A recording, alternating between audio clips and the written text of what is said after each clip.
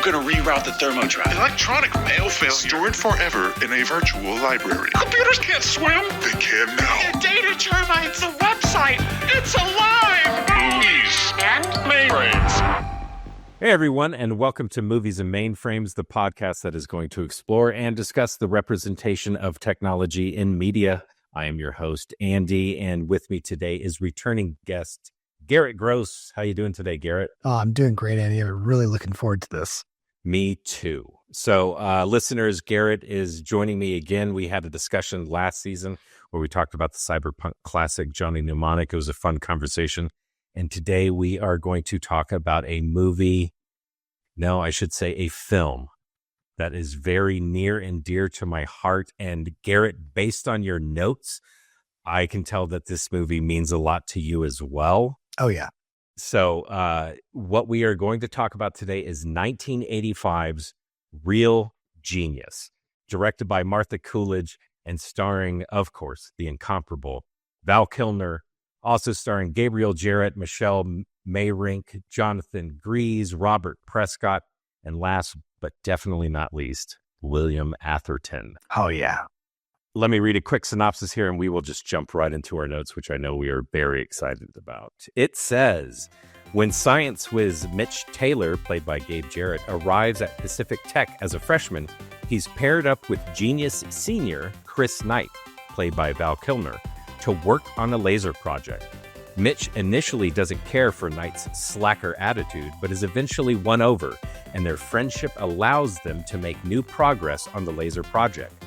It's only when the boys learn that the government intends to use the laser as a weapon that they start to question what they've actually been working for.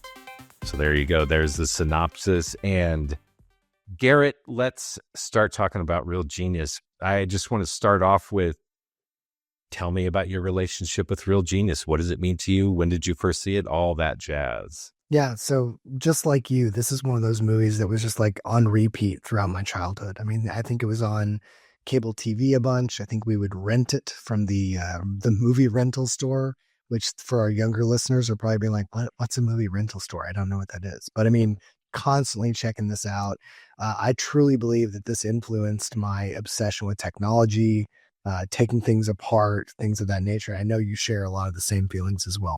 No, absolutely. It was a huge part of my life. We had it. I didn't see it in the theater because I was too young. I was like 5 years old when it was in theaters, but had it recorded on VHS. Legit wore the tape out.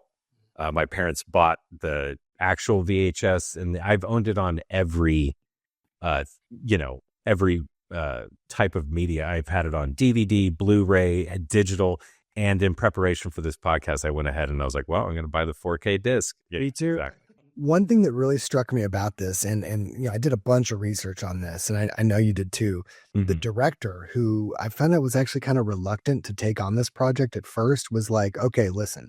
And by the way, she directed Valley Girl. So if you've seen Valley Girl, that's also her work.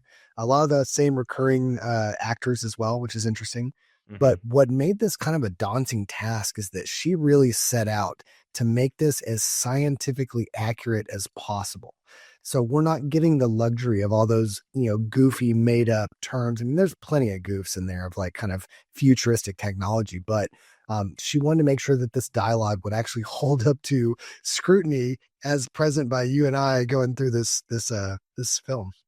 No, absolutely. Credit to her, and also credit to the producer, Brian Grazer, because the movie comes out in 1985. It is about quote unquote nerds. There are tons of movies out there that are dealing with very smart people, especially in college settings.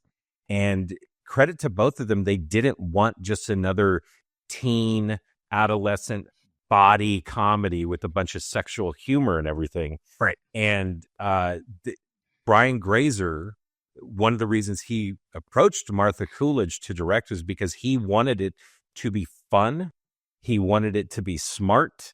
And one of the main reasons I love this movie, and like I said, it was Brian Grazer's vision, is that the quote unquote nerds in this movie, they are not treated as losers, outcasts, social pariahs. You know, I'm specifically targeting like Revenge of the Nerds. Absolutely. I love that movie, but a lot of those movies followed in that same vein. And he was like, no, I want these people to be fun and heroes and rock stars. And that's what really, yeah, exactly. That's what really clicked with me. Like I watched a movie like Revenge of the Nerds, and you know, by the end when Gilbert's giving his big speech of like, if you've ever been stepped on, whatever, you know, I can identify with it. And, you know, I see myself as them in that setting. You want to be them.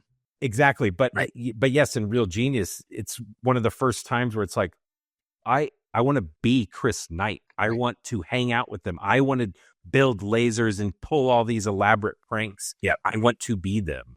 Right. And so, yeah, that's why it just really, that's why I wore out the tape. I just couldn't get enough of it. Yeah, I loved it. Another thing that stuck out to me, and I know you picked up on this as well, this was the first movie to be promoted on the internet. Mm-hmm. Back when the internet was a nascent, not very well-known piece of technology, they actually set up a press conference at a computer store, which, what is that? An Apple store now? I don't know, a computer store. But yeah, the members of the cast showed up and they got around like probably one PC that was hooked up to CompuServe and, you know, pretty much pioneered what we now know as the online, you know, press junket. Speaking of this movie and why it resonates with me so much, one of the major factors is the script in this movie. It is, it rides that fine line of being a body teenage comedy of, you know, sexual jokes and innuendos and things like that, but it's also very witty, clever, and smart. It's credited to 3 writers, Neil Israel, Pat Proft, and PJ Tarakve. I know I'm mispronouncing that. But between them, they have a pedigree in comedy. They didn't all work on these movies together, but between the 3 of them, we're talking about the original Police Academy, which I still stand by, hilarious movie. Yeah. Bachelor Party, Hot Shots, Naked Gun, WKRP in Cincinnati, Back to School, Armed and Dangerous, and of course, Caddyshack 2. Oh my God. Which I think we'll all agree is the best Caddyshack. But that one aside, they know comedy. And the third writer that I mentioned, the PJ, they were brought in because the original draft of the script was a stereotypical teenage comedy. And so they brought in this third writer to really flesh out the characters, put some heart into it, and it really pays off. Because it doesn't take any shots. It doesn't like go to low blows. You know, it's again, the innuendos are there, but it's not something that you'd be like, you know, weirded out watching with your mom, which is kind of cool. Yeah, exactly. This movie opens up perfectly. And it really pays off with rewatches because whenever I'm watching this as a kid, I'm not making the connections and everything like that. But this opening title sequence, it's very under the radar. It's very, you know, it almost lulls you into this, you know, false sense of like, oh, it's going to be easy and laid back. Don't worry about it. But a beautiful song by Carmen McRae of, you know, You Took Advantage of Me, just like like you said, like a lullaby almost tune. Mm-hmm. But on rewatches, you realize like, wow, this is right off the bat hitting all these major themes that are going to be throughout the movie. So you have the schematics of weaponry all throughout the ages. And the song "You Took Advantage of Me" obviously is a central theme in this movie. With like foreshadowing to me. Well, and I'll also point out, like, I'm no chemistry expert, but like they show the full formula of like, you know, nerve gas, Agent Orange, and you know, this is pre ubiquitous internet. So who knows what kind of experiments this could have inspired. Nice, yeah. The movie opens up after the credit sequence with this. Kind of shockingly, with a spaceship. There's just the shuttle in space, and it's introducing this crossbow project. And you have this space shuttle operator, and he's operating this laser weapon that can vaporize a human target from space. And to open the movie up with this was kind of bold because I'm like, what am I watching? It feels like I'm watching like Firefox with Clint Eastwood back in the day or something like that. And then it's revealed that you were watching the CIA Black Ops proof of concept video for this laser weapon, the crossbow project. Which I will point out, the pilot is Stacy Peralta of Powell and Peralta Skateboards, who actually, I mean, huge fame there, but also went on to produce Dogtown and Z-Boys, arguably one of the best skateboard documentaries out there. Yeah, Pretty cool. Yeah, super cool. I had no idea until I saw that in your notes, and I was like, "What?" And went back and I was like, "Oh my god, It's crazy!" him. Yeah, and speaking of him, man, I have to point out though, whenever he's using the targeting system, what is that view? You said it perfectly in your notes. It looks like scrambled pay-per-view. What is? You know what I mean? You know. But no, it's not like ultraviolet. It's not infrared. It's scrambled pay-per-view. And couldn't figure it out. But I was like, all right, well, it's a proof of concept video. That's not supposed to be real. And it goes into, it reveals it's all these CIA Black Ops Tiger team, whatever, for this project are watching this proof of concept video. And I have to point out, I love the setting of them in this dark, starkly lit room. Felt like Dr. Strangelove. Yeah, Dr. Strangelove meets the Star Chamber with Michael Douglas. Like it's this really cool setting. And I was listening to the commentary with Martha Coolidge on this for research, and that was because they straight up ran out of budget. They had enough budget, according to Martha Coolidge, to buy the table that is in the middle of the room.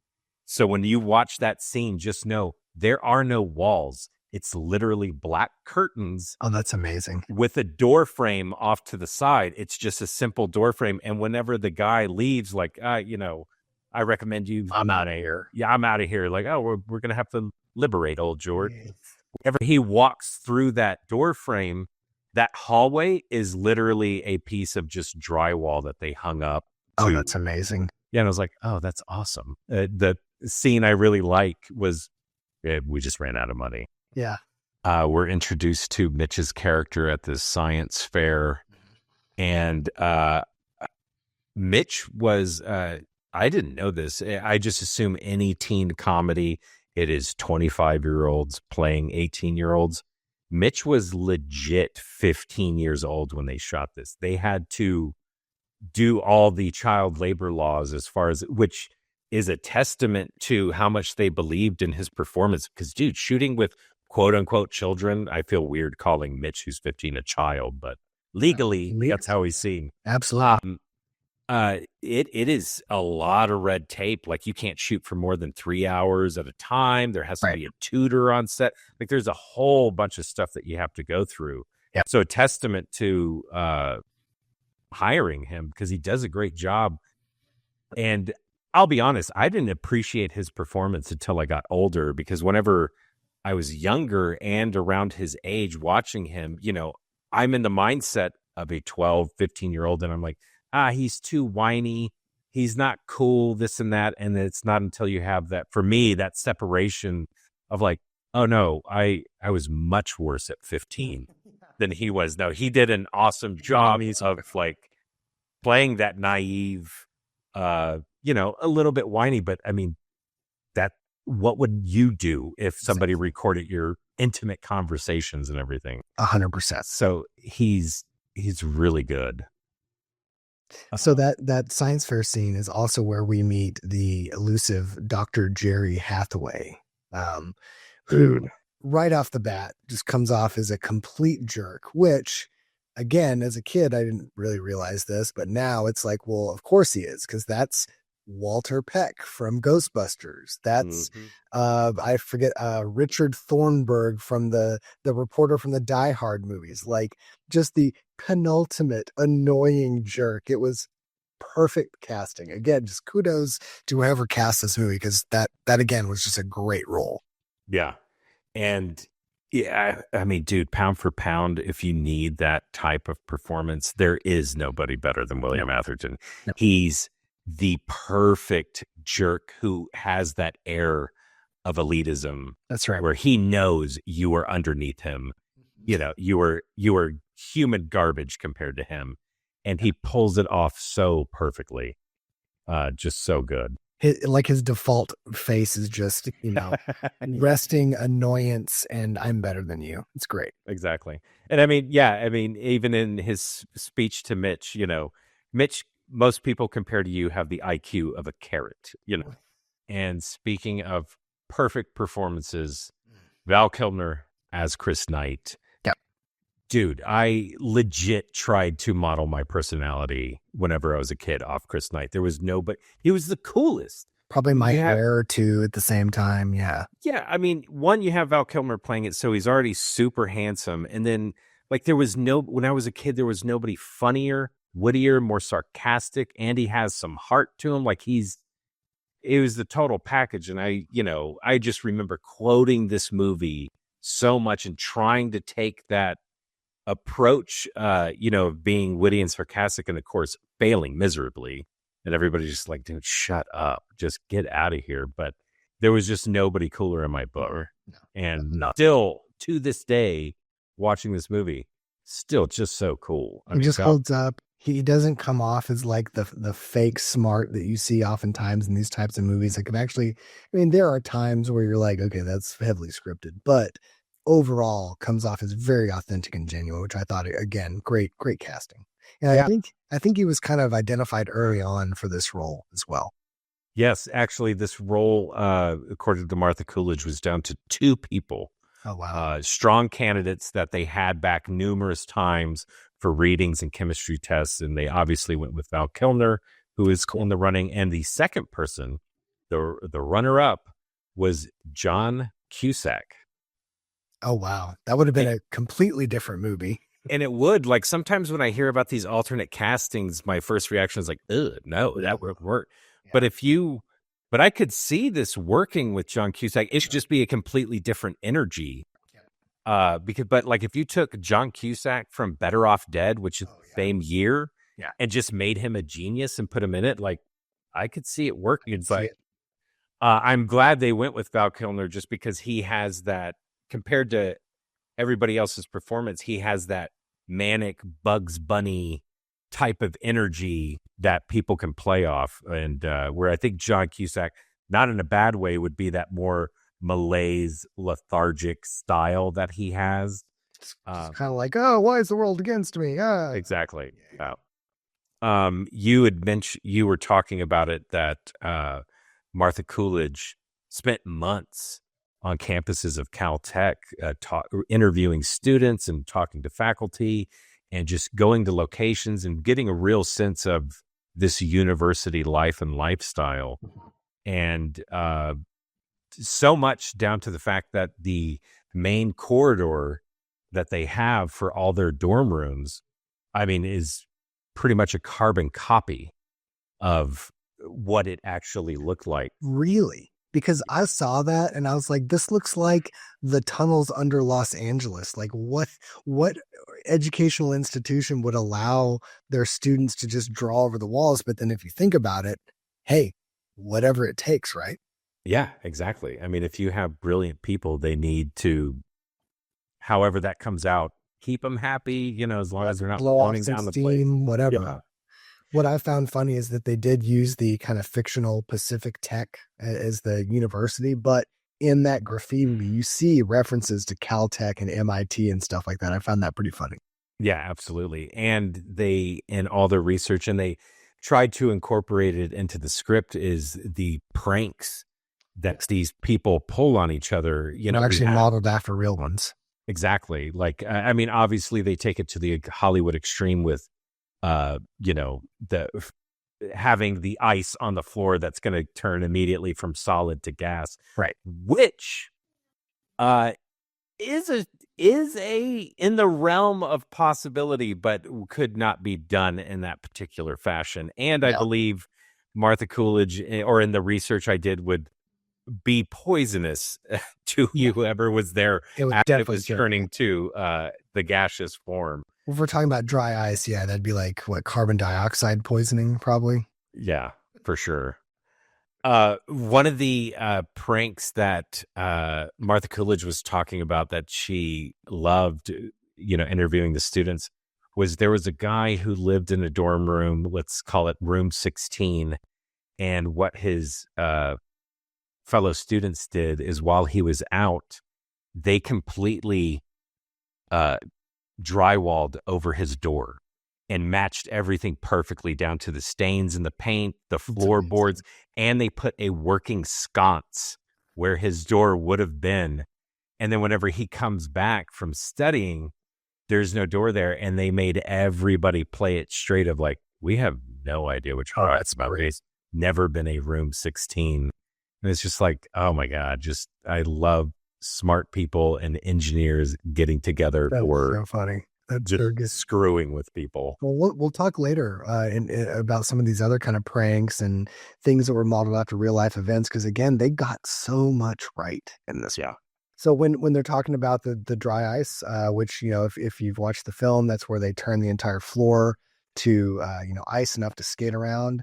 This is the first time that I noticed that kind of spurred on my research that they're actually getting this science right, because Jordan, played by, I forget who, Michelle Mayrink, yeah. Michelle Mayrink, references the issue with her sled is the drag coefficient. Mm-hmm. And again, I'm like, oh, that can't be accurate. I look it up. I'm like, oh, that's absolutely, drag through a fluid, including air. And again, just kind of set off the notion that like, okay, I may actually be up for a challenge on this one, because Johnny Mnemonic, super easy to make fun of a lot of those references. This one started off very strong. Yeah, and it's strong. I know we both have the same notes, is because the chief science advisor, they had an actual science advisor in this movie, right? Who goes by the name of his name is he goes by the name of, you can call him, but his name is Martin Gunderson. Yep. And he's all over the research as far as like, you listen to the commentaries, reading articles, name keeps popping up. Yep. And I looked him up and, oh my God, his list of accomplishments and accreditations is very impressive. This guy. Including being an actual expert on laser technology. Yes. Fantastic. Yeah. One thing I didn't know, I didn't know a lot, but every single laser in this movie is real. Except for the last one, right? Except for the last one, the 5 megawatt laser, that is a visual effect. But everything, all the other lasers that you see and what those lasers are doing is real. Yep. They are blowing up and punching through stuff with that technology, and he is responsible for that. Everything that is, this is all according to Martha Coolidge, everything that is written on a whiteboard or chalkboard, it's legit.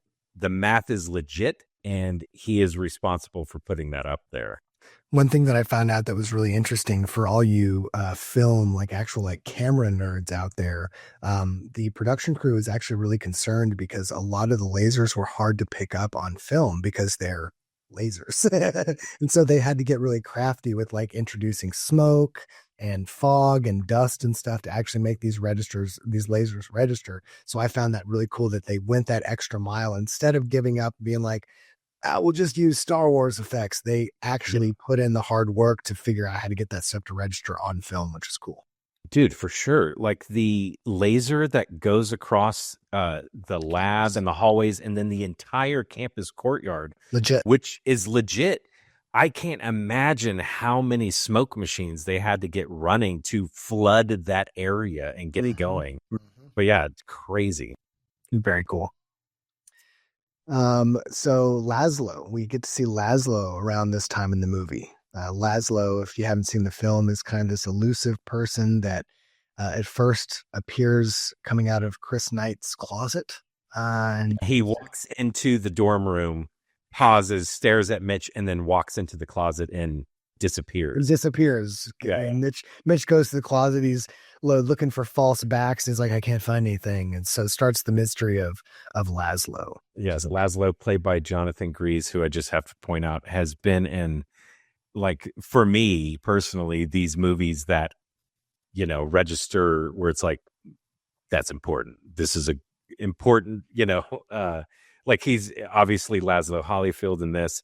He's the werewolf man in Monster Squad. And of course, he's Uncle Rico from Napoleon Dynamite. Pro football over those mountains. I did not realize that at first. And I'm doing the research. I'm like, no way. Yeah. Throw this football over those mountains, man. Check this out. Dude, I love it when he throws this steak and it's just... So around that same time in the movie, and again, kind of touching on some of the technology, you see this just for a couple frames, this poster comes up and it says multi-photon optogalvanic spectroscopy, which appears to be a bunch of word salad, right? Mhm. Actually, I tried to do some research on it. A lot of the papers were like way too heavy for my liking. Yeah. It appeared to be some sort of medical imaging technology where you like use the laser to excite this tissue and it registers something. That's not the cool part.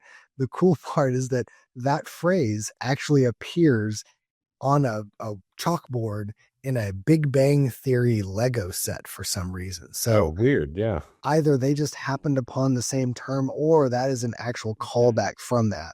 It's worth noting that I absolutely hate the Big Bang Theory. And I think it's much like a TV show making fun of nerds instead of a TV show for nerds, but that's its own podcast. And I won't go into that now. Yo, we should start that podcast of why, and let's go episode by episode. Let's do it. Why we do not like this show, because I am right there with you. No, and you nailed it. That's exactly what it is. It's poking fun as opposed to celebrating and That's right. all the weird different personalities. It's more like, ha ha ha, he's so silly and stupid. Like how? No, it's not. And it's not funny for those of us that were actual nerds in school.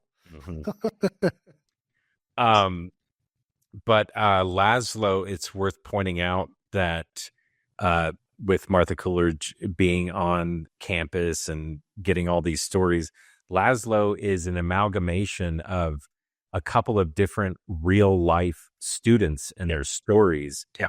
One of the stories is the whole steam tunnels that come into play where in Laszlo's lair, that's based off a student where at the time that this student went to Caltech, physical education was still a requirement, which I cannot believe you would get to college and they're still like, nope, you got to run laps or play crab soccer. Like, what is going? I'm a genius. So what, Right.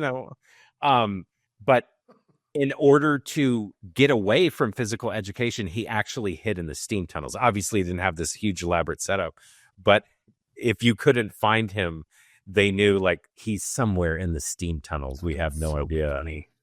And I know you know about one of the other students or a couple of students that it's based off around this whole sweepstakes. Oh, yeah. That Laszlo is doing. Yep. And that was actually two different scenarios. So there was one where a couple of Caltech students printed out a bunch of entries to this Frito-Lay competition where, they won like 20% of the prizes. But then the other one, just kind of checking my notes here. Yeah, so this was later, like probably 6 years later, a couple of Caltech students used an IBM to electronically generate $1.2 million to a McDonald's sweepstakes. And that was actually the one that netted them about 1/5 of the total entries, including a station wagon, a bunch of cash, and, of course, a bunch of gift certificates to McDonald's. So again, very cool that they did their research and are actually giving these callbacks to these very real pranks that happened. Yeah, it's crazy. And really, I don't know. It just seems like that would be, I mean, that's why they have limited entries now because somebody took advantage of it. But good on them, dude. Like I can't imagine. I mean, they had to put a lot of work into it because whenever we see in Laszlo's lair, he's got that setup where it's like 5 or 6 automatic signers. Right. Where they're signing the entry forms and then kicking them out into boxes, and it's just running day and night, just getting all these entries in. That's and I love it that he has it down to the percentage that, I should win 36.3% of the prizes. And his calculations by the end of the movie are slightly off, and it bothers him. Right. And he has to figure it out. Let's talk about ice coins. Oh, yeah. Yeah. So this is one of the coolest things out there. And again, this is one of the first things where I'm like, oh man, that is awesome. Because as a child, I was very much enterprising in the way of hacking and, free things and figuring out how things worked and stuff. And a lot of people actually figured this to be a goof. Like, there's no way that this is possible. But I think it was in my research. I'm not sure if this is included in like the commentary by Martha Coolidge, but this was actually technically feasible.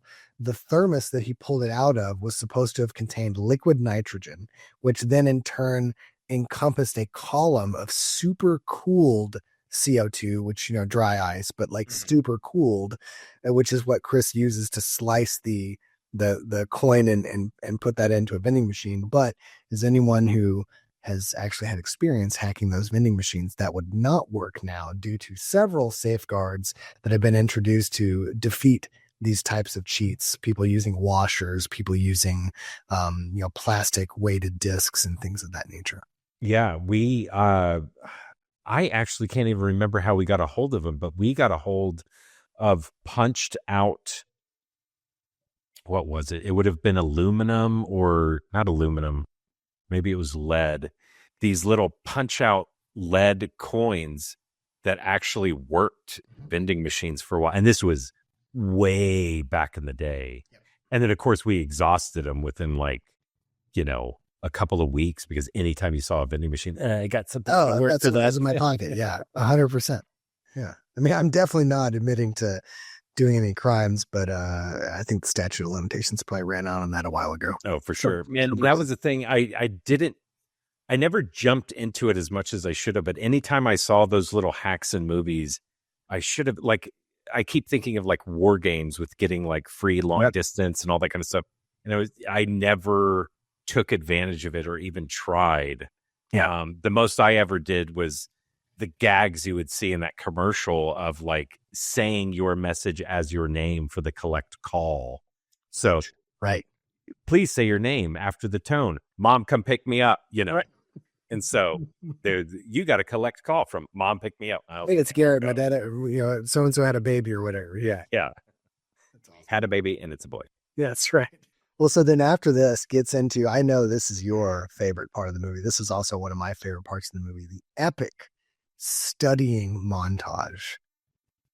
Dude, this movie so layered. Still to this day has some of my favorite montages, and there's in both of them are like in my top 10 montages. They're so good. And good. I know you saw, I read a blurb in your notes too, where you had the same feeling. The thing I love about these montages, one, they play the entirety of the song, and it's not like a bunch of crazy, quick, fast edits. Like, you really settle into these characters. Like, it's really good character development without having to have scenes, because you in your notes point out that a part of one of these montages is Chris and Mitch talking to each other. Right. Having a full-on conversation. A full-on conversation, and they're like moving around each other, and Chris leaves, and you see that scene play out. You hear none of the dialogue or audio, but you settle into it, and you really get a sense of like, this is campus life. This is their working environment. Yep. This is what they go through the day-to-day, and perfect choices in songs. The first one being Falling by the Comsat Angels, which is great. And tell me what you found in researching this song, because it sounds insane. So I went way deep on this because I just love this song so much. So I'm like, oh, I need to add this to my collection. So first of all, Comsat. I'm like, Comsat. Oh, that seems strangely scientific. Like, why is that? Well, Comsat Angels is, first and foremost, the band is this kind of post-punk group from Sheffield. Really cool group. Very short-lived, unfortunately, but they did produce like 9 albums, which is wild. Comsat Angels is actually a short story by this English author, J.G. Ballard, he's a bizarre writer. I don't recommend getting into it, but this story, Comsat Angels, it's about a conspiracy relating to child prodigies, and they communicate using like satellite technology. So kind of like a deep layer of this band was based off this story about child prodigies in some kind of weird, like parallel to the second coming of a Messiah, which I just kind of discounted, and we won't think about that. But very strange parallels in this kind of like layering of child prodigies and science and things of that nature. Oh, it's super cool. Very interesting. Yeah. Another thing that I want to point out, which is really funny, in this montage, you notice Val Kilmer rolling coins in his knuckles, right? Yeah. Okay. Come to find out, that was like Val Kilmer's thing. He insisted on having the coin rolling not once, but twice in the movie. And what's funny is if you watch subsequent films that Val Kilmer is in, you'll see that he'll do this in Top Gun as Iceman. Mm-hmm. He also does this as Doc Holliday in Tombstone, this whole coin rolling trick. Yeah. And it's super cool. Super. Yeah. He can't help but just put some flair on what he's doing. Like, and it's the simplest things, but it just solidifies like, dude, you're cool. No, and like whenever during the second montage where it's the song Number One by Chaz Jankel, and during that montage, there's a part where they're in the lab and Kent is leaving with his little ragtag group of sycophants, and Chris Knight looks over at him and he does a rich twirl, and then gets back to it. And it's just like, dude, you're so effortlessly cool. Yeah. Effortlessly cool is exactly how I describe him. Yeah. Well, let's talk about it. Val Kilmer, I'm going to put you on the spot. What is your favorite Val Kilmer role? And there's Top Secret. Tons.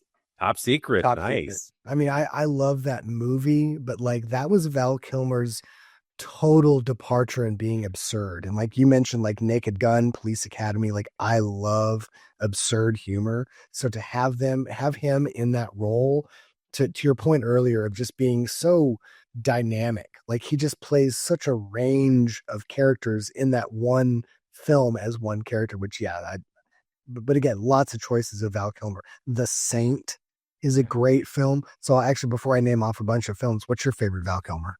Well, it is Real Genius, but I will take it out since we're talking about the movie. My very close runner up, and it's a very similar character, is his character in Kiss Kiss Bang Bang as Perry, the detective.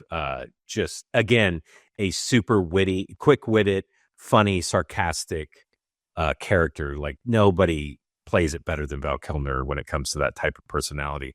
But man, like his dramatic work is like Heat. I love his performance in Ghosts in the Darkness, and even with a lot of his roles, like he's been in plenty of movies I don't really care for, like Island of Dr. Moreau, but very bad. He shows up and he puts in the work. He's not like phoning it in. Like, even if I don't care for the movie, I can at least see his performance and be like, you're still cool, man. You still got it. He's not towards the top or maybe even the middle of the list of good Batmans. I don't think he's a very good Batman. I hope this doesn't impact our friendship, and you can probably edit this out of the podcast, but I have not seen Kiss Kiss Bang Bang.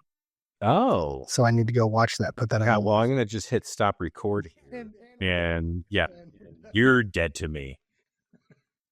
No, if you have, man, you got to see it. Written and directed by Shane Black, Robert Downey Jr., Val Kilmer, Michelle Moynihan. It is. I love all those people. Yeah, it's great. Yeah. Before we end our discussion on the montage, I just want to point out one of my, I'm not sure I would say favorite scenes, but like most memorable parts of Real Genius for me as a kid. Because as I'm watching this, again, 30 years later, it's like, oh yes, the ever increasing amount of tape recorders in the classroom, which ultimately culminates in the professor broadcasting his lecture on the tape recorders. I thought that was amazing. Like that to me was just so hilarious. I don't know why. No, it's super funny because I mean, you can see the gag coming, but I'd never see the gag. I would never guess that the gag would culminate to the professor's gone too, and it's playback. It's hilarious. Of note, the professor is Martin Gunderson, the science advisor. And according to Martha Coolidge, that gag was his suggestion. So that's awesome. Tape recorders keep, to the point of ridiculousness. We've been talking about this movie now for about 35 minutes, and we still have not mentioned Kent. Oh, my God. Kent. I mean, again, just like Joffrey from the Game of Thrones films or TV show, whatever. Yeah. Just plays such an easily hateable character. Just like, oh God, I hate him so much. Yes, and just the perfect leash for Jerry Hathaway, just feeding into Jerry Hathaway's ego, and just them paired together is so good. You So good. love to hate this guy. He does Jerry's laundry. He can't call him Jerry, yet everyone else does. Oh, it's so good. So good. I guess it goes from God to Jerry to you to the cleanest. Right, Kent? Right, Kent? So just kind of moving on, look at my notes. We then go to Laszlo's lair, which we've kind of talked about, the steam tunnels, this elaborate, hidden room door, whatever. This is it. Yeah. This is it. You found it. First of all, this is where it starts to unravel for me, because it's like, okay, how would you not know that this is there? How would like the maintenance team walk in this and be like, what is this? How could the minute the closet door closes, how could Mitch or anybody in that room or hallway not hear? But as a kid, this was one of my favorite parts as well. I mean, just enamored by this. But upon looking at it now, knowing how resourceful I was as a kid, like with access to metal shop and a pretty good handle on trig and things of that nature, like you could probably design that and build it. But again, the operation going unnoticed by everyone, I'm not buying it. No, not at all. I should also point out that at this point that kind of because Mitch sneaks in and is observing Laszlo doing things. I should point out that while the sweepstakes is going, Laszlo is typing into the computer just while the screensaver is going, just like, I'm doing something. I know. I noticed that too. He just has those weird swirling ball screensaver things, and yep, it's like, I got to do business. Blah, blah, blah. I have some words here. No, that cracked me up. The apparently the setup he has, his computer setup, I couldn't tell what it was because it's shot from afar. There's no close-ups. But according to Martha Coolidge, it was the best that money could buy at the time, state-of-the-art computer setup. So whatever it is, setup or something. Yeah. All these interplays between Jerry Hathaway and Chris Knight, where he's showing up to his house to get his next marching orders or just to berate Jerry. I want 5 megawatts by next May. You forget I'm gone. I'm out of here. Yeah. No, you're not. Their interplay, especially the dialogue during these scenes, these were like the quotes that I did the most when I was a kid, of just, but Chris, you were well on your way to being another Einstein. And then I got a haircut, Chris, I want to see more of you in the lab. Fine. I'll gain weight. Weight. Right. Yeah, all that stuff was like, oh, this is so good. I love so good. I mean, so much. I mean, there is and it has to be, they just knew like, oh, we're writing a Bugs Bunny character, so much so that Chris Knight actually says like, what's up, Doc, in one of the parts where he comes in, because it's that vibe. It's that character. That quick, snappy, just kind of sarcastic. Yeah. Mm-hmm. But the thing I love about this movie, the foreshadowing with the credit sequence. This is so good. We are setting up that Jerry Hathaway hates popcorn. What is that? What does that smell? Which I popcorn. Totally did not pick up on that as a kid at all. Yeah. And I love that they just it's to service the final gag of the film, but I love, with no explanation, he just hates dogs. Oh, that one Great Dane or whatever that is, it keeps showing up. Yeah, what's with the dog? I love it because one, it's a super friendly dog. It's not aggressive or anything, and I just know it's put in there because like, who doesn't love a friendly dog? Who doesn't? Hathaway does it. He's the monster. Yeah. And I love that it pays off the final gag of, obviously the popcorn house, but at the very last frame is the dog coming back up to Jerry and like, hey, I'm your friend. So, which I mean, that's a great point, because again, it kind of subconsciously, without much explanation, just seeds the fact that this person is someone that you need to hate. Yes. I mean, I feel like if they could have made sense in the narrative, if they could have had Jerry Hathaway kicking a cat, they would have. 100%. It's the just same effect. Yeah, it's just a way to sell like, this person's no good. Like, He hates children. He hates dogs. He hates, yeah. Next major scene is Chris and Mitch in the laser lab. This is Chris starts to take, not really, but you get the impression that Chris is starting to take things seriously because, Jerry needs 5 megawatts by May. I love the fact that there's this whole plan that's kind of already taken taken a hold, but you don't realize it yet. Mitch is setting up this laser experiment, and the one that we kind of alluded to earlier, Chris surreptitiously switches some mirrors and some lasers around to produce a very dramatic effect of this laser working, to which Mitch is very surprised that the laser works. But Andy, what does this lead to? So this goes through the lab, down the hallways, out through the campus courtyard, and it leads to a triple beam splitter that spells out. And again, I know it's stupid to point it out, but it's all real. Like, It's all real.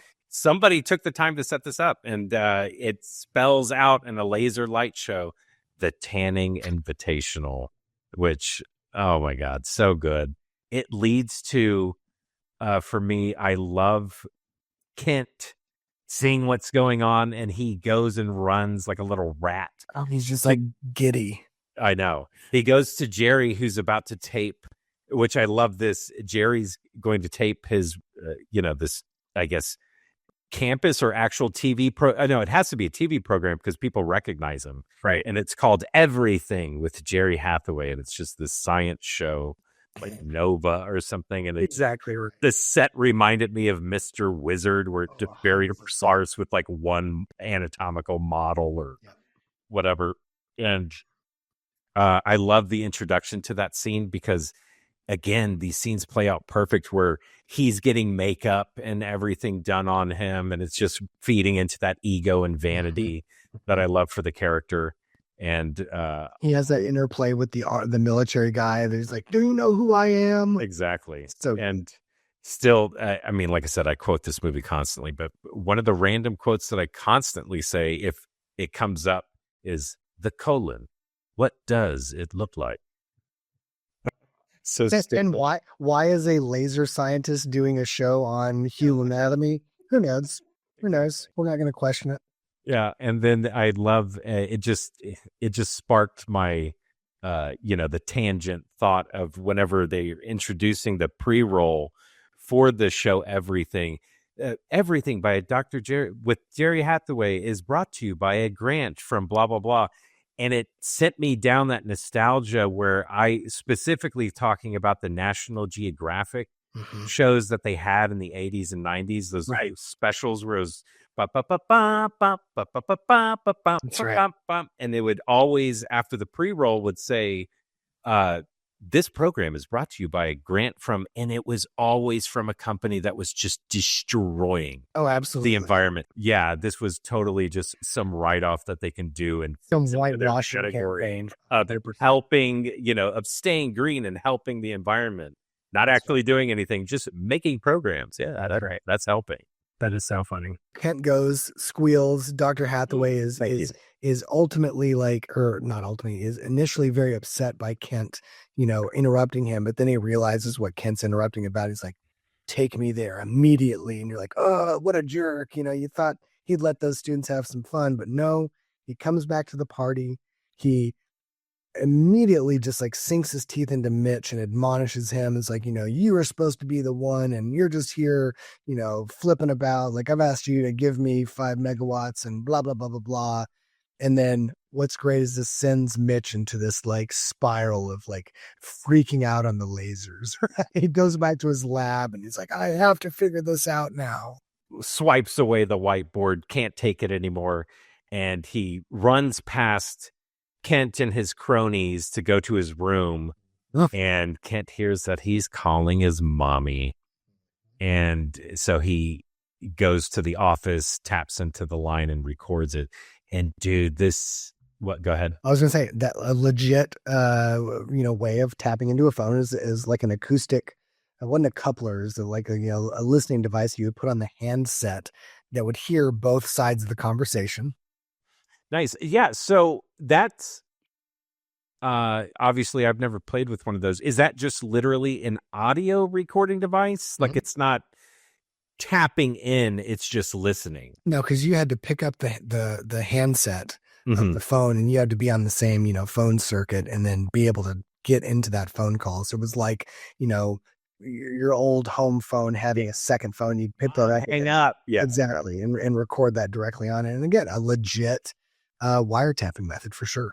Absolutely. And just cold-blooded too. Whenever he plays it back on the PA system in the lunchroom, dude, just my stomach drops. And it's just like, oh God, you cannot bounce back from this. Yeah. Especially the contents of just, Mom, I want to come home. You've rented my room out to the landscaper? Like Mom, what? to who? Yeah. We could share a room. Well, yeah. But, this is a very pivotal point in the movie, because this is where he goes back to his room and he's packing up, and Chris Knight doesn't try to immediately talk him out of it, but he's like, okay, well, just realize I was just like you, and this is an inevitability. And, what we need to do now is channel this frustration into, being better. But then first on our priority list is we need to get revenge on Kent. It's a moral imperative. It's a moral imperative. That's right. Yeah. I love it because it's a little taste of the team, coming together. I love that they have this kind of core group, and so we see them working all together to pull this prank on Kent, who they disassemble his Citron. And what a cool car to have in the States. Like what? That in like a perfect car for Kent. It's so pretentious. Pretentious and silly, and the color and just everywhere. Yeah. And disassemble and get it into his room and make the hydraulics, which I didn't know Centrons actually had a hydraulic system. Like a lifter. I like it that they use that to the extreme of it, just like humping on a bed or whatever it's supposed to be. Or it was snoring. It was snoozing up and down. Yeah. And what I like to think, and this wasn't as explicit as some of the other callbacks, but I like to think that this was a callback to the MIT prank of disassembling a car and moving all the parts piece by piece up to the top of that dome at MIT, and then reassembling the car on top. I don't know if that was exactly what they're trying to do, but again, what a great example of a funny prank that only would be possible by, mechanically inclined or otherwise intelligent people. And then we get to the second montage that you referenced, where this time it's Chris Knight who's doing all the studying. Yeah, he's got his game face on. He knows that he's not going to graduate unless he produces 5 megawatts by mid-May. Yeah, let's get to it. They succeed. He actually gets sabotaged by Kent. He put in the hard work. He's getting the output that he needs and for further testing. And then, but slimy Kent sabotages him with the oil. Rub some oil on one of the lenses here. Mm-hmm. And self-destructs, blows up, catches on fire. Chris Knight is, like he says, in the midst of preparing for Harry Carey. That's when it hits him. Mm-hmm. He has inspiration because he kicks open the freezer. The dry ice and liquid nitrogen fall out from the coin trick. Yeah, from the coin trick earlier. And you can read it, but he has an epiphany of how he can get this power output from a laser. Right. And this is one of my favorite, just sequences of overly technical jargon that, again, to Val Kilmer's credit, just articulates perfectly. But yeah, this is when he has his kind of epiphany, and he says, it is possible to synthesize excited bromine in an argon matrix. Yes, it's an excimer frozen in its excited state. It's a chemical laser, but in solid, not gaseous form. Put simply, it's like lasing a stick of dynamite. As soon as we apply a field, we couple to a state that is radiatively coupled to the ground state. I mean, I figure we can extract at least 10 to the 21st power photons per cubic centimeter, which will give us 1 kilojoule per cubic centimeter at 600 nanometers or 1 megajoule per liter. That's hotter than the sun. which is so good. I've never said those words out loud. So I'm like reading this going like, oh my guys, am I going to mess this up? But again, just a point to, or a nod to Val Kilmer. He was just able to execute that sentence, that paragraph perfectly. And while doing business on a whiteboard too, like, and I don't know what he's doing, but it's like, yes, I'm not. I'm like, oh yeah, that's Very smart. Yes. You know, Martin Gunderson was tasked with coming up with a wild idea for a laser. And so came up with this idea, which these ideas were already kind of being floated around. And sure enough, within 2 years of this movie coming out, somebody built this laser. Obviously, it wasn't this 5 megawatt space laser, but the whole concept of the frozen gaseous, it's solid state laser, it's way above my head. From what I understood in doing my research, the output was like just impossible. Like there's no way you're going to really get that output. But that makeup was very theoretically possible. And then to your point, they actually put it into practice months later, which again, just a testament to consulting the right people, taking their advice. Cause this is a movie studio. They very easily could have been like, whatever, Marty, like we're just going to go with space lasers. Yeah, absolutely. They could have sat on everything and just been like, who cares? That's not why people are going to see this movie. But I think it's one of the reasons why the movie's still great for years later. Yeah, it's so good. So they go out to celebrate, and then Laszlo comes back into the picture.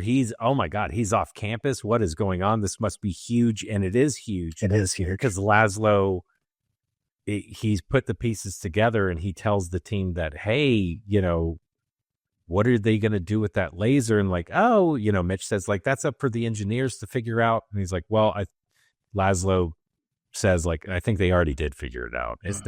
He points out the big mirror, the tracking, pair it with the tracking system, and this laser, you could vaporize a target from space. And that's when the team realizes, like, oh God, we built a weapon.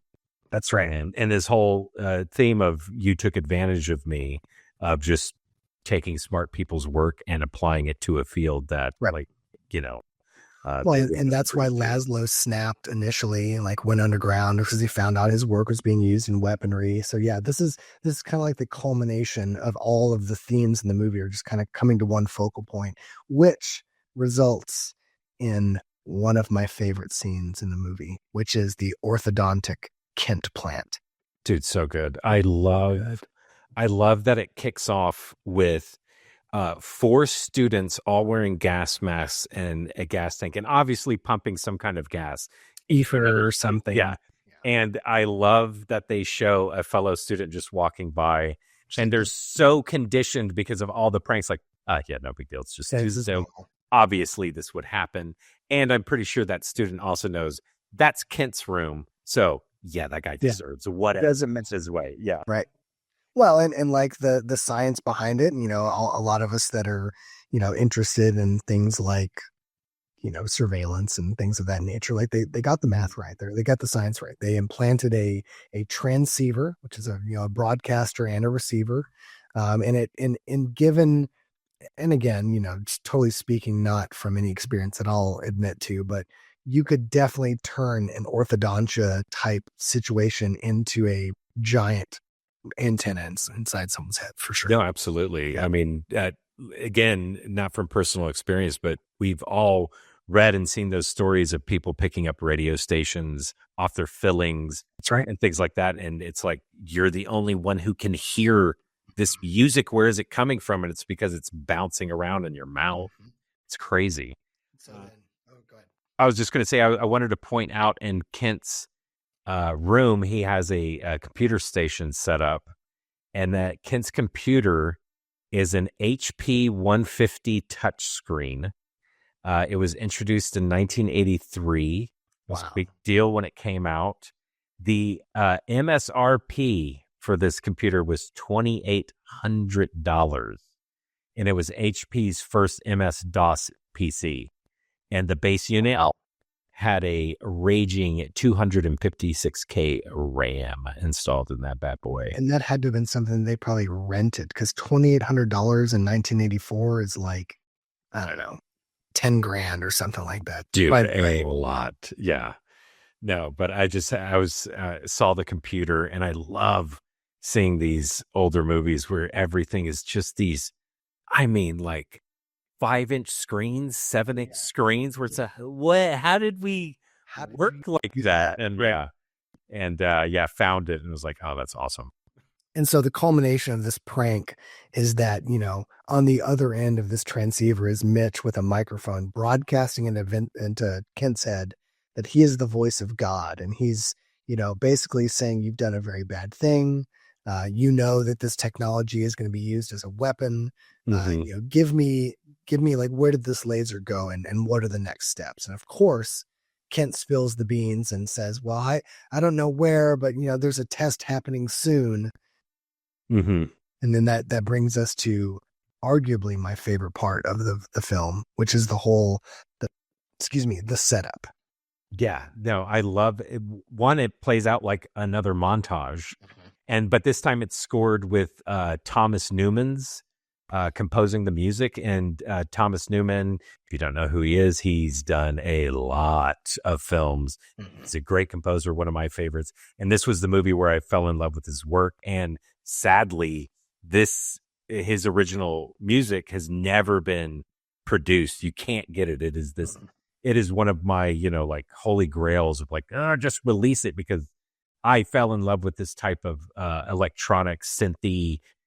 I don't even know how to describe it. Techno-y kind of score, and it's really good. It was up there with like Harold Faltermeyer and Axel F. Exactly. Like that level of proficiency. But then, like you were saying, this I love a good heist, and this plays out like a really good heist movie where you have the on-ground surveillance happening with the tailing their friend with the motorcycle, and they're forging documents for IDs. They're hacking into I lock picking. They steal the plumbing van. When they get up to the guard shack, they leverage social engineering to get in. So good. Again, security, and especially offensive security, was nowhere in the public eye. Like the NSA was not, I shouldn't even said that word, but they're not even like, on, like, they weren't even known as an agency at that time, but like, they're using some very real offensive security techniques to gain entry into this very sensitive military installation, which, by the way, would never happen. But no, this is a movie. Yeah. Oh yeah. But they're employing real tactics, yes. But yes. Well, and Laszlo, this is funny. So he's trying to get into the system, and he's entering in like AAAAAAB, AAAAAC, he's rainbow tabling, but manually, which is like the antithesis of what you would actually be able to do. But, I guess to his point, he's like a human calculator, and that's just what he's doing. Yeah, no, it's crazy. I saw that too. And I was like, oh my God, are you just going to go through all of them? Yes, he was. Yeah. So they get onto the base, and you had the same note as me. I just never thought about it, but when they showed the B-1 bomber, it's a matte painting. Absolutely. And it's a good matte painting. It looks very real. Yeah, it fooled me where I never questioned it, and it makes total sense. Obviously the government was like, absolutely not. We are not going to give you access to film it, to be on it, to even be near it. No, and I was like, so they got a really good matte painter to paint. So anytime you see the B-1 on the ground, it's a matte painting. It's just a matte painting, yeah. And the plane inside, I forget what that was, but it was a completely different plane. Might have even been like a simulator that they used for the the instrumentation of like the retargeting and the hack there that they did. But that was a real, from what I understood, a real military either plane or simulator or something like that. So it was pretty cool that they even got that access. And so they start implementing their plan, which they are going to change the coordinates. And I've seen these little chips, whatever you call them, especially in 80s and 70s movies. I've seen them a ton, never knew what they were. And I've never had an excuse to look it up because I'm not old enough to have worked on any kind of system that takes this stuff. Right. But whenever he said, I'm swapping out the prom with our EEPROM. That's right. And I was like, oh, okay, well, that gives me something to look up. And so I saw your notes on this. It was very good, actually. Yeah, for me, I never knew. So for our listeners, the PROM, the little chip that he pulls out stands for programmable read-only memory, and EEPROM stands for erasable programmable read-only memory. Yep. You can think of that as like a write protection type safeguard. Yeah. Yeah. And so they swap it out because they are going to change the coordinates for this laser test. And I want to point out that whenever they're walking onto the plane, you can just hear background conversation, and you can hear somebody say what the coordinates for the target is for this test. Mm-hmm. And so it's like, oh, somebody's saying it. So I type it in, and the coordinates for the test point to the southern tip of Greenland. And then I was like, oh, well, that can't be right. So I switched the north and east, I switch them to south. And then, so it's either happening at the tip of Greenland or it's happening towards the Antarctic Circle. So you got to wonder, was that just like a random, example, or there has to be to do this movie?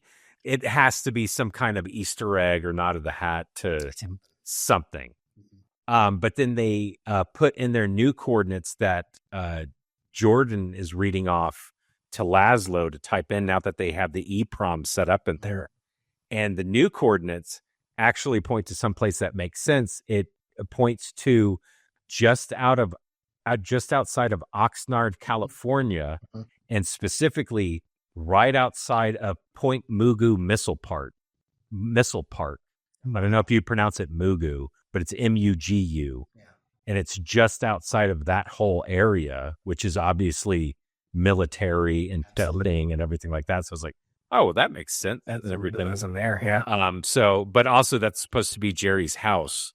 So Jerry lives right outside of a missile testing range. Yeah, nice. But it looks like a new development. Who knows? Yeah, they're building his house.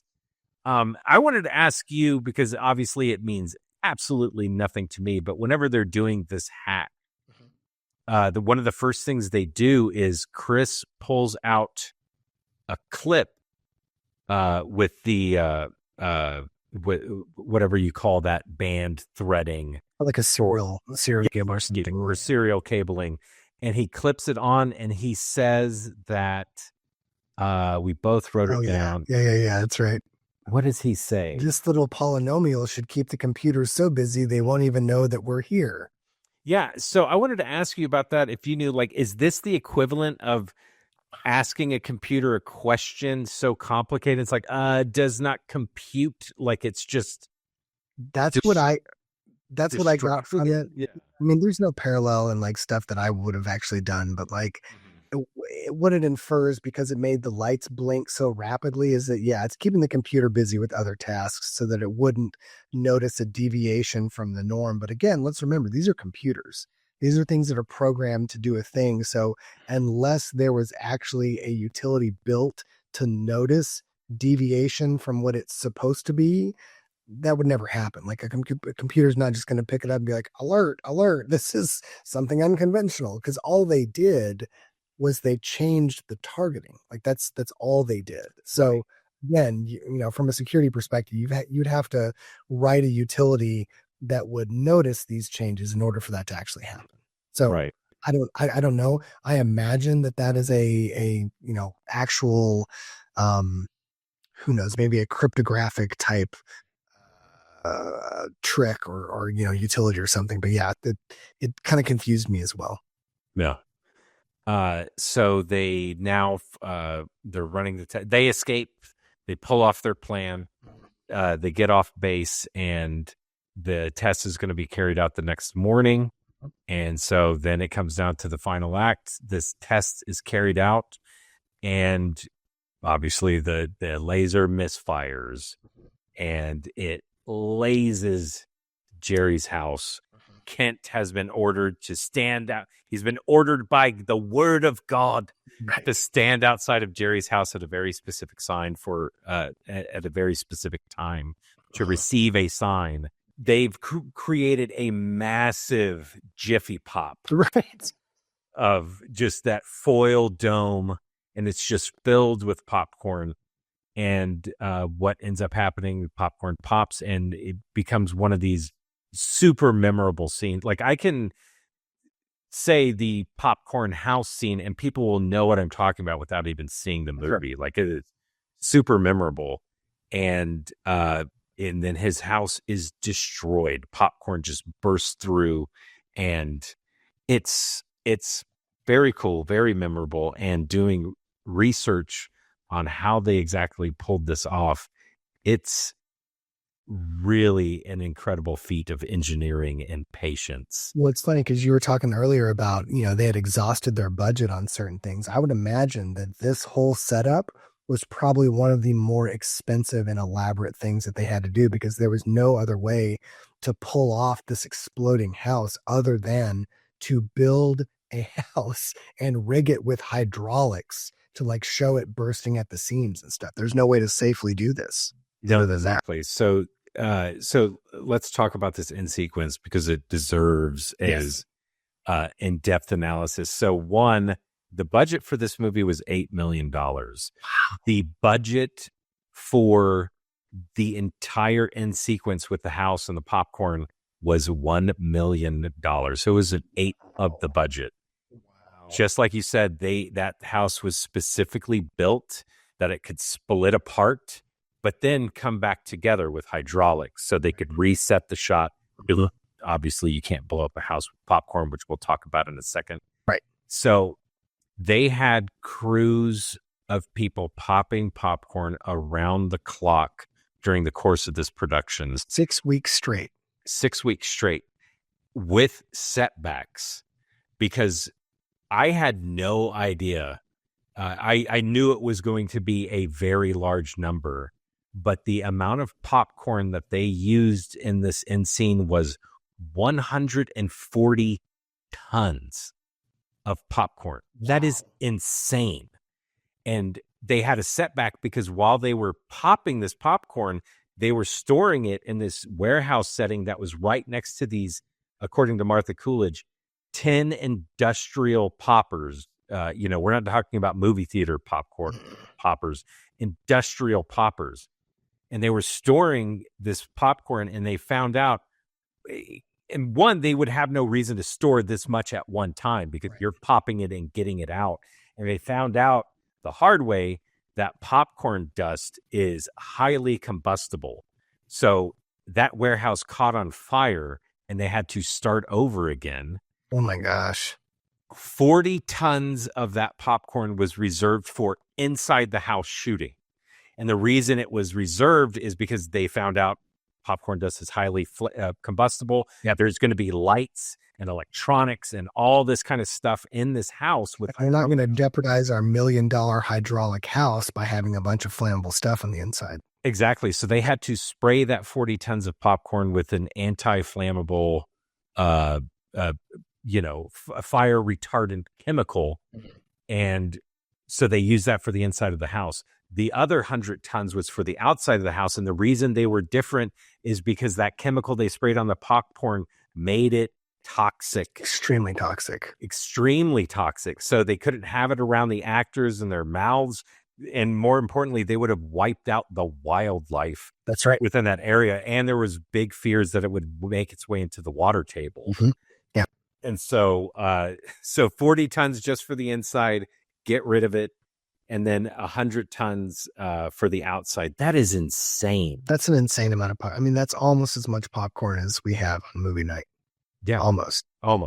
Exactly.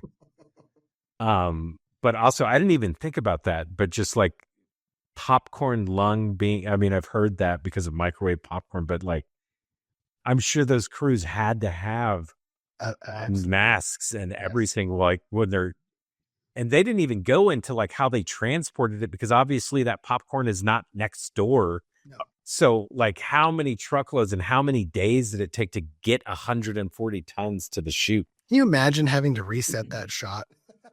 Dude.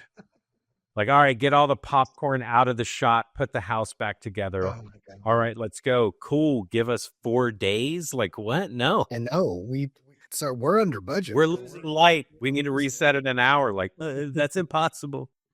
Yeah, no. So this beam comes through the house. First of all, I don't know that much about death lasers, but Ken would absolutely have died just from the heat. Dude, the surrounding area would be plasma sized, and he would just You pointed out this in your notes, which is great. This pose that Ken takes. You won't be able to see us doing this except if we clip this. But so weird. It's just like I don't even know what that is. But he's just paralyzed by this beam, and he's just accepted his face. He's being ready to be. It seems like he's accepting, like, oh, here comes the rapture, right? And taking it now, like he's taking the pose of like I'm ready to fly through and up to heaven, God. But so pops all the popcorn. The house explodes. We kind of get the I don't know what you would call this, but kind of the satisfaction, the payoff of Jerry Hathaway going like, "Wait, what has happened? What has happened?" And he zooms the camera in, and despite this, the monitor at the beginning of the film looked like scrambled pay-per-view. This is like clear as day. He can see that this is his house, and there's now popcorn spilling out of it. And of course, he's mortified. Yeah. I want to point out, though, one, yes, they must have fixed the tracking because it's crystal clear now. But I want to point out, I find it really funny that it shows, he gets into the cockpit, and he says, give me the bird's eye view. And then he's looking around at where it was supposed to shoot. Makes sense that you would have tracking on that. But then it just cuts to his house. And all of this is coming from the same plane. Right. And so it's like, wait, unless like he lived right next to the test site, which according to the coordinates, I guess it could. Yes, but he did. I love it that it takes that perfect bird's eye view of his house, which is like, no, like there's a curvature of the earth that would be, it's just like, anyone that's had to deal with, we'll just call it high altitude image acquisition. Like that's just impossible. Like there's no way you could have tracked that and found that unless again you punched in the coordinates and were like, oh yeah, okay, that's where it actually is. Yeah, that was one point where I was like, all right, that's stretching the truth a little bit. Yeah. But in doing research, I found out that Mythbusters, and I know you saw it too, Mythbusters did the popcorn test. They built a scale model of a house. No, not possible. Yeah, not possible. It's possible to pop popcorn with a laser. I don't think there's any surprise there. No, definitely not. But yeah, what they found in doing the test is that popcorn does not have the weight or density to push through and, break windows and push apart walls. What it would do is just compress and then char. Like it would start a fire before it could break an actual house. Right. But yeah, would it be as satisfying of just having on fire, charred popcorn everywhere? But I want to point out, I thought this was really interesting. The ending to this movie was quote unquote a contest because I believe the original script just had Jerry's house being lasered and it just blows up. Really? Martha Coolidge was not. She didn't think it was clever enough. And I agree, like just having a blow, like she wanted a really good come up. And so she put out a contest to crew and people that she knew of, like help, basically whoever has the best indoor. Crowdsourced it, essentially. Yeah, exactly. Yeah.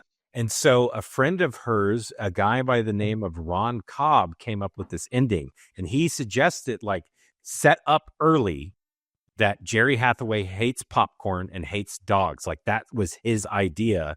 And then they built it out from there. And I was like, oh, that's really interesting. And then it's even more interesting that Ron Cobb is, might not be familiar with him or his name, but you are definitely familiar with his work. He is most known for being a concept artist, and he is responsible for concept artist for art for Star Wars, Raiders of the Lost Ark, Alien Total Recall, Conan the Barbarian. Wow. He is responsible for the design of the Back to the Future DeLorean time machine. Oh my. Yeah. So this guy is awesome. That is. So he was the one that came up with have him pop popcorn and it blows up, and he came up with those beats, and they were like, okay, we'll go back and store so good and set up all this stuff that Jerry hates that it comes into. Okay, so sorry, you're saying that the original ending was just the laser was going to blow the house up, and that wasn't satisfying enough. So he came up with the entire popcorn thing. Oh, that's fantastic. According to Martha Coolidge, the ending just perfectly stitched up with all those things. Hathaway shows up. He's all pissed off. He's, gagging at the smell of all the popcorn.